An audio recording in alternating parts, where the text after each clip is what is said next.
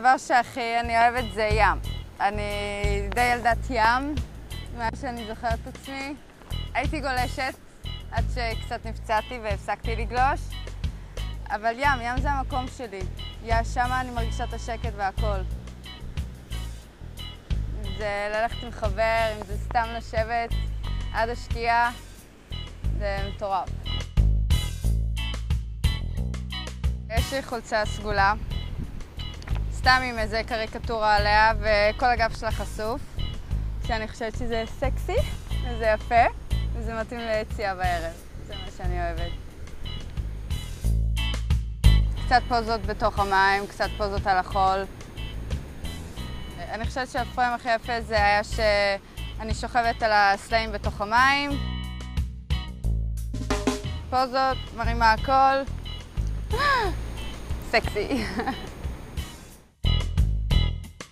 הפריץ הכי סקסי שאישה יכולה ללבוש זה, אני חושבת, שמלות. אני חושבת ששמלות עושות צורה יפה לגוף האישה. נעלי עקב גבוהות.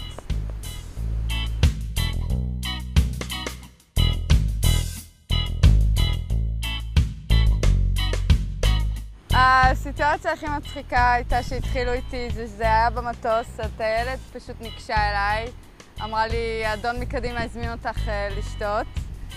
ומה שעוד יותר מצחיק זה ששעה אחרי זה הטיילת שוב באה אליי ואמרה לי שהאדון אחר הזמין אותי גם לשתות.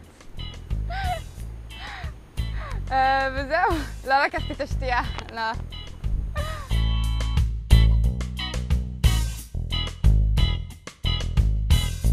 אני אף פעם לא אצטלם בעירום כי כמו ששאר הבנות בישראל אמרו זה עקרונות. עקרונות, כל אחת מהרקע מאיפה שהיא באה וכמה היא תהיה מוכנה לחשוף.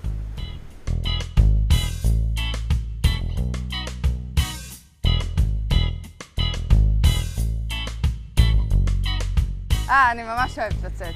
יציאות עם החבר'ה זה יציאות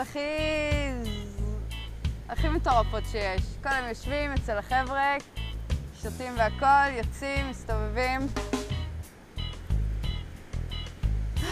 משוגעים.